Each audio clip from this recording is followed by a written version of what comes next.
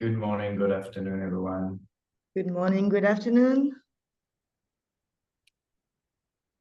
Thanks for joining. We'll be waiting for a minute or two max until everyone is on.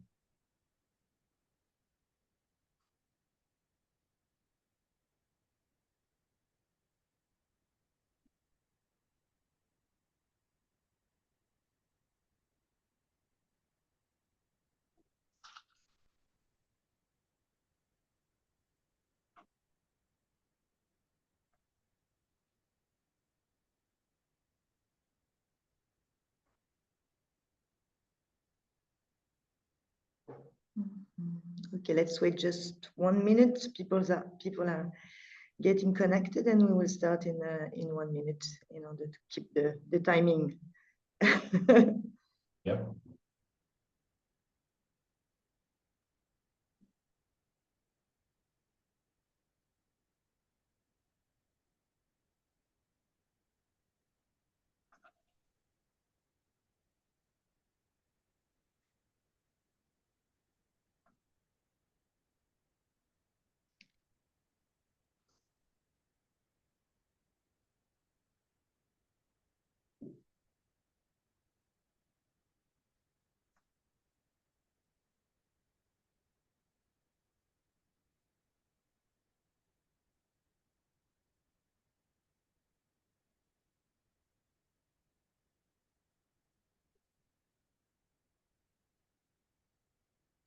Okay, Damien, if okay for you, let's maybe start. So, welcome to all of you to this new session of Technopolitics webinar after this summer break. So, my name is Marine Champon. I'm the founder and director of a consultancy company specialized in risk and crisis management, working either for big companies or for international organizations like World Bank or EU. In Europe, Africa, Middle East, mainly. Maybe Damien, I let you the floor to present yourself. Thank you, Marie. Hello, everyone. Good morning, good afternoon. I'm a senior technology advisor as part of Reboot Up. I've been advising startup and Fortune 500 companies on their data and AI strategy specifically and technology strategy in general across Europe, North America, and Asia. I've been based in Singapore for the past 10 years, and I'm looking forward to this new session. Back to you, Marine. Thanks, Damien. So for this new session, some of you may have followed the webinar we made before summer. We have chosen something a bit new. We wanted to connect really our Technopolitics webinar with some key elements that are on the newspaper or nearly all day, or at least at the top of mind of leaders like you. So we've decided to start by this question of ships versus minerals, deterrence or dependency, and I will get started on what would be the big picture first before entering into the details. So we will be presenting the big picture and then entering on the impact on technology and some possible scenarios. Just go to the next slide. Damien, not sure I have the... Okay, up. Okay, so let's start maybe before entering into the details with what is the big picture about this question of chips versus minerals. As you know, rare earths are at the backbone of modern technologies. Nearly all the key technologies from smartphone to electric cars, wind turbines, defense systems need these elements, which are, as we will see, located in only few points of the world. They are strategic enablers for what is key on the top of mind of companies is green transition, digital innovation, but also all this question of advanced industrial supply chains that are having a lot of issues due to geopolitics trends today. Two big players as we will see in this on this question, China and China's dominance in rare earth extraction and refining. We will see the figures, they are huge, and this creates a major geopolitical shock point. And on the other side, US dominance on AI chip manufacturing, which makes this semiconductor another critical leverage point in global power dynamics. control on these resources and technologies, as we will see, we will key, but it's not an economic issue, as we will see. It's really a question of national security and global influence. So understanding their role is key to navigate the tech race and future strategic dependencies. So just to show you a quick map of what we're talking about when we're talking about chips manufacturing, two key global players with the US having this dominance on the AI chips, but you see also that China, specifically Asia, sorry, but specifically Taiwan and China, more and more are on this race to on chips manufacturing. So the consequence of this is the following.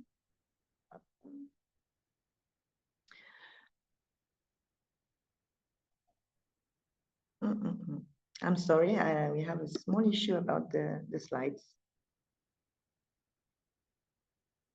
Okay, so Damien, are you going back? Sorry. So if we look at the context of what has happened with this question of US AI chips and China, you remember that in the beginning of the summer there was a ban on exportation, which was moved in August with the allowance of American companies were again authorized to export specifically the NVIDIA H20 chip to China. Why it matters? Because this is not just a chip, it's a key tool of training advanced AI models, which is the big issue today. And we have two ways to analyze the situation. By prohibiting it, it's true that the US are slowing down the Chinese research on AI chips, which is a key for their keeping their leadership. But on the other side, by authorizing it, they protect the revenues of the tech champions. So here the chip becomes a geopolitical bargaining currency, as we see. When you see the figures, we have here the revenue share for NVIDIA originating from China, it's quite huge. So we see that the US uses it as a deterrent, but cannot completely do without it. So the question of this the deterrence is really key, and we will see it in other examples, and Damien will go deeper on that. If we go on the question of rare earths, here you see these graphics that shows all the situation, essentially in China, production and refining, with the US being far away from the level of China. Consequence of this.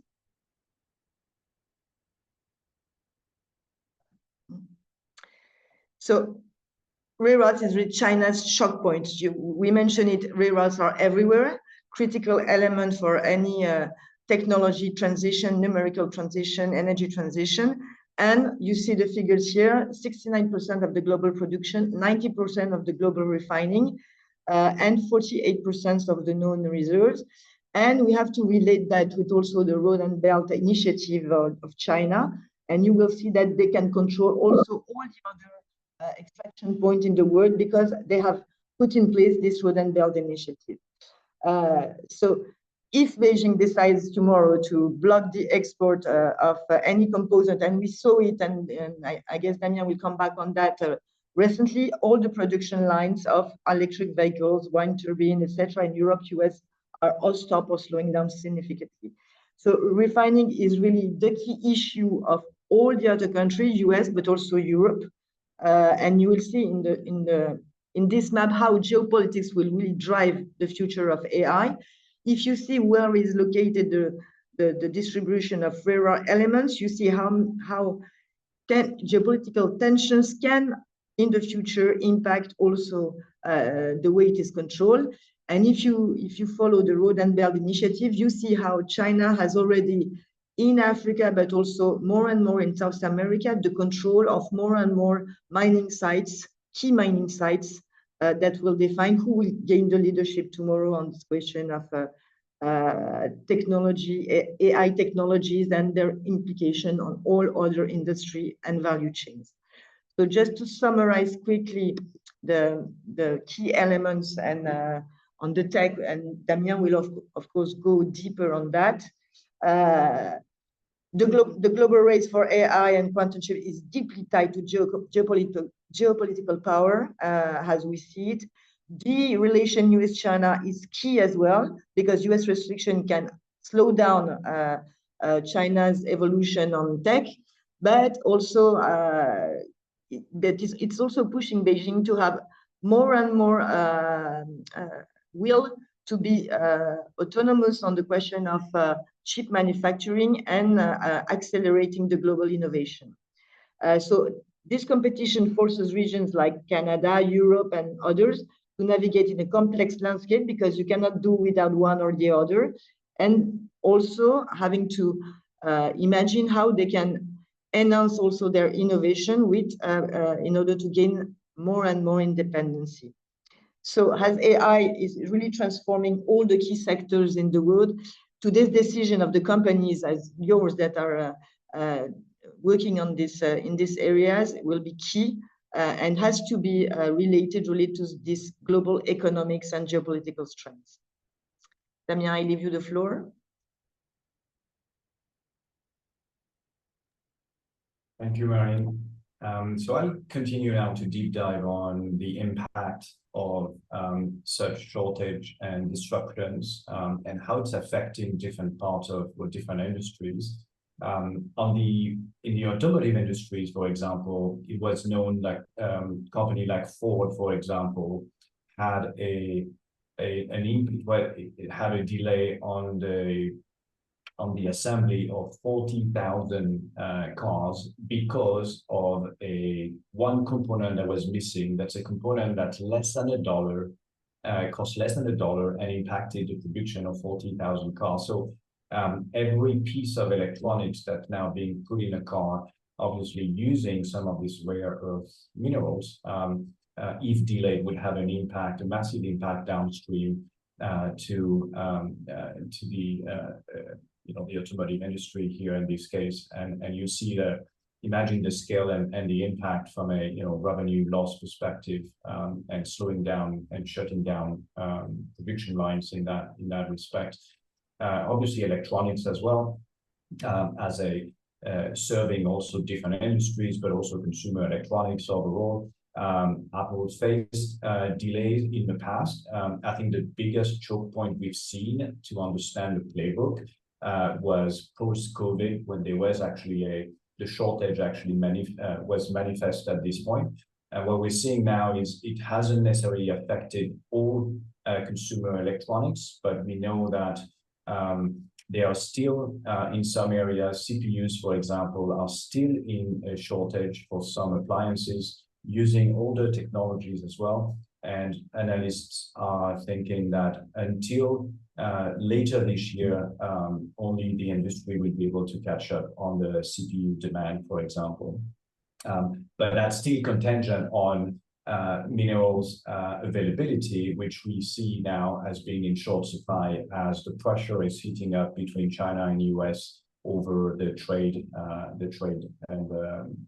and tariffs actually being used to get and to manage to manage domestic policies for the US, and how it's being used and weaponized against China, as Maureen explained earlier. Healthcare, obviously, a critical area as well, where there's a lot of electronics, and can imagine the kind of equipment being affected as well. The last is actually quite important as well, and we tend not to think much about it. Enterprise IT and digital services, whatever is put in the servers that is actually running either cloud or your on-premise servers. We've seen delays in accessing the latest machine offered on the key cloud providers, but also if you're ordering servers for yourself or your IT department, you may also experience such delays. And obviously with that comes delays in project, in implementation, in lifecycle upgrades, as well as application upgrades. And if you don't have the compute capacity, it could be also training your next machine learning model, or upgrading or refreshing your AI models that are running now part of your business and automating some of your operations. So there are impacts that are physical, I'd say, on the physical supply chain. The emphasis here is also on your digital supply chain. There are other impact downstream to take into consideration. So what good and what bad looks like? What good looks like what Toyota has done. And again, by any means, it's not that it was a perfect response, but I think it is actually topping the others in terms of how they manage to proactively manage the risk through a number of, I guess, through these kind of five elements of their response, right? So in terms of risk management and understanding and anticipating, they had Fukushima to actually learn about how to anticipate disruptions. And I think that created a risk management and GRC program specifically to address possible shortages and delays. Managing suppliers with transparency as well. So have that constant dialogue with suppliers that help them to actually limit the effect of the shortages. Agility on the production lines, be able to redirect demand or reuse production lines differently, and overall visibility and insights across the entire supply chain by having digitized and datafy, I guess, their supply chain end to end. The communication overall about customers managing their expectation on potential delays has also helped to manage the overall response. And that's where, by contrast, you see on the so-called losers, where people who actually have suffered a lot, where people who were relying on just-in-time production, so very limited stocks, limited buffer. It's great for the cash flow, but it's actually pretty bad in this case, because the moment you're missing one single component, you end up having a pretty significant effect downstream. A concentration in your suppliers as well for certain parts that are critical, so no redundancies whatsoever. So if one supplier is out, again, your entire supply chain suffers from it as well. Upstream visibility as well. So usually a lot of the risk management ends up at tier 1, tier 2 suppliers. But if you don't track a bit further, like one level down, tier 3, maybe tier 4 suppliers, you may not realize you're exposed and you're at risk. And that's part of the lessons learned here as well. And obviously the lack of digitization, the lack of insights and analytics actually have made it also difficult for them to have full visibility on their supply chain and their challenges. So in the end, right, you can see that there is a way to get out of it, not entirely, not completely. You still have these dependencies, but what we are trying to convey here as a message is there are ways to anticipate some of these risks a bit better. And here you can see a kind of a 6-step kind of process where the way we look at identifying and mapping this risk up to be able to ultimately to stress test your operations, your environment, and make sure you have then you're well equipped for this kind of environment. Again, it doesn't remove the risk entirely, but there are things that can be done to prevent even a small delays and small shortages, as you can tell, like from a $1 electronic component or $1 chip. It could potentially have avoided a delay on 40,000 cars, which is not insignificant, right? So we look at mapping dependencies and critical dependencies on not only physical supply chain, but again, digital supply chain, because it could impact your software development down the line as well as your overall digital infrastructure and your application landscape that is powering your business. Compute exposure specifically, because a lot of these chips are for compute as well. Stress testing scenarios. So that's where you start getting into simulations to see whether your business is exposed at that risk and whether you have the right response plan in place. Build that resilience by design through contracts, through organizational lever, through operational resilience process that you would have built out. Obviously, monitor, track these key indicators to make sure you are constantly tracking these. And importantly, on governance, modernize GRC.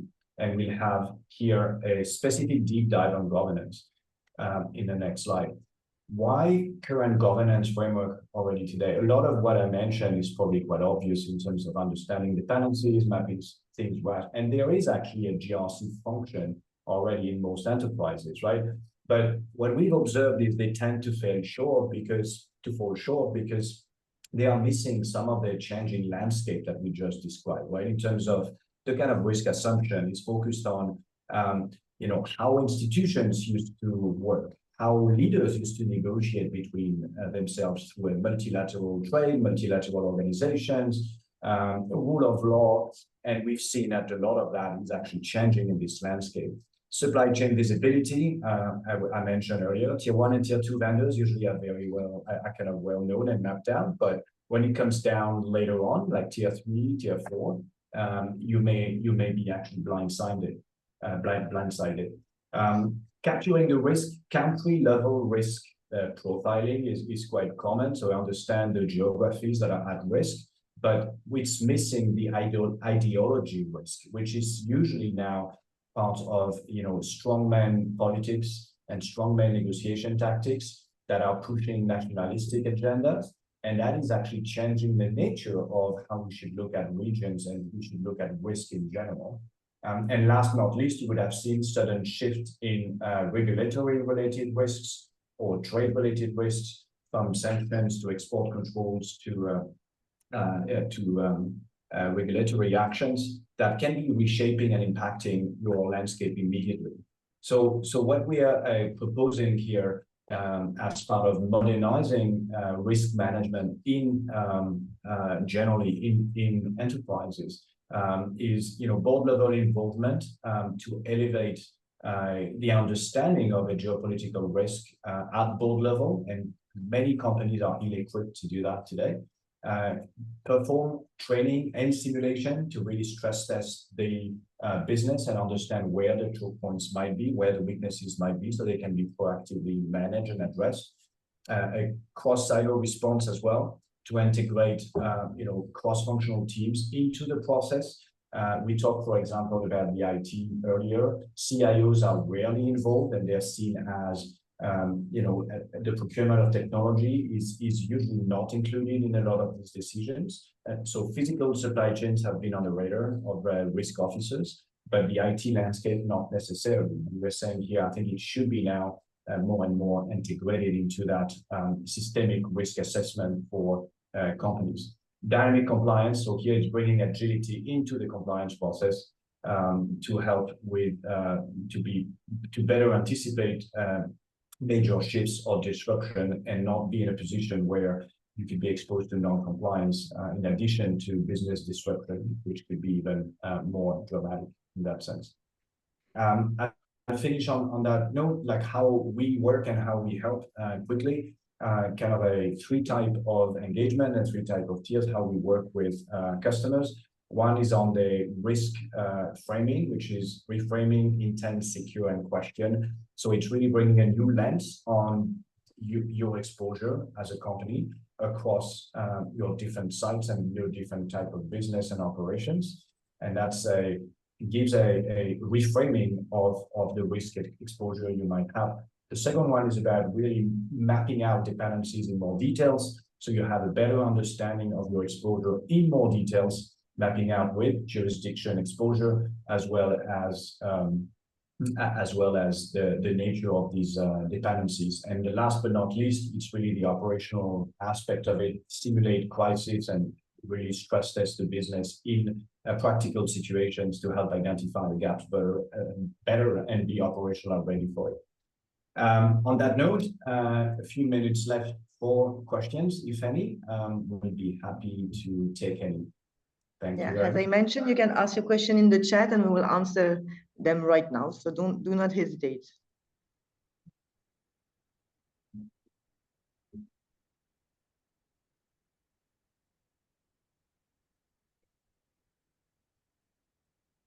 All right. If any questions, please feel free to post in the chat now. And if not, I think we'll give you a minute or two.